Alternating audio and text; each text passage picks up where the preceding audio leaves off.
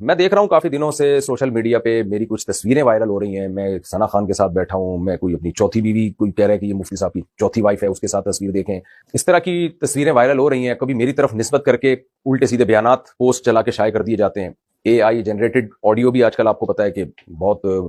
دنیا میں اس کا بھی رواج بڑھ گیا ہے۔ تو ابھی جو ریسنٹلی جو لڑکیوں کے ساتھ میری تصاویر کی چوتھی وائف ہے، ابھی کل کوئی پرسوں تصویر آئی ہے، میں بیٹھا ہوا ہوں، کسی نے کہا مفتی صاحب کی 3 وائف، میں کھانے پہ بیٹھا ہوا ہوں اور بتایا جا رہا ہے کہ 3 وائف۔ ایک دن ایک بچے کی تصویر آئی، میں بچی کو گود میں پکڑا ہوا ہے، مفتی صاحب کی بیٹی، حالانکہ وہ میری بیٹی نہیں تھی۔ تو میں نے اس پر کوئی وضاحتی بیان اس لیے نہیں دیا، میں نے کہا لوگ سمجھدار ہیں، لوگوں کو پتا ہے کہ ہم کیوں یہ کام کریں گے۔ تو جب میں نے کمنٹس لوگوں کے بہت سارے دیکھے اور میرے اپنوں نے مجھ سے واٹس ایپ پہ رابطے کرنے شروع کیے، مفتی صاحب آپ کو تو یہ نہیں کرنا چاہیے تھا، آپ کو تو یہ آپ پہ سوٹ نہیں کرتا، علماء کا تو یہ رواج نہیں ہے کہ اپنی اہلیہ کے ساتھ اور وائف کے ساتھ وہ تصویریں شیئر کریں۔ میں نے کہا آپ کو یہ کہا کس نے کہ یہ میری تصویر ہے؟ تو ہمارے ہی دوستوں میں بہت سے سمجھدار لوگوں کو جب اشکالات ہو رہے ہیں تو میں نے کہا یہ پھر عوام بیچاریوں کا کیا حال ہے، عوام بیچاری کا کیا حال ہے؟ تو اس لیے مجھے یہ وضاحتی بیان دینا پڑ رہا ہے کہ یہ سب اے آئی جنریٹڈ تصویریں ہوتی ہیں، تو ایسی کسی تصویر پہ آپ یقین نہ کریں۔ کوئی آڈیو آتی ہے تو آپ پہلے تحقیق کریں، قرآن بھی کہتا ہے کہ اس کو اہل تک پہنچاؤ، خبر کو تحقیق کرو، اور ہر چیز میں وضاحتی بیان بھی نہیں دے سکتا۔ اگر میں یہی کرتا رہوں تو پھر میرا تو کوئی کام ہی نہیں رہے گا۔ تو آپ خود سوچ لیا کریں، اور صرف میرے بارے میں نہیں، کسی اور عالم کے بارے میں بھی، چاہے وہ حضرت مفتی تقی عثمانی صاحب ہو، مولانا طارق جمیل صاحب ہو، یا کوئی سیاستدان ہی کیوں نہ ہو،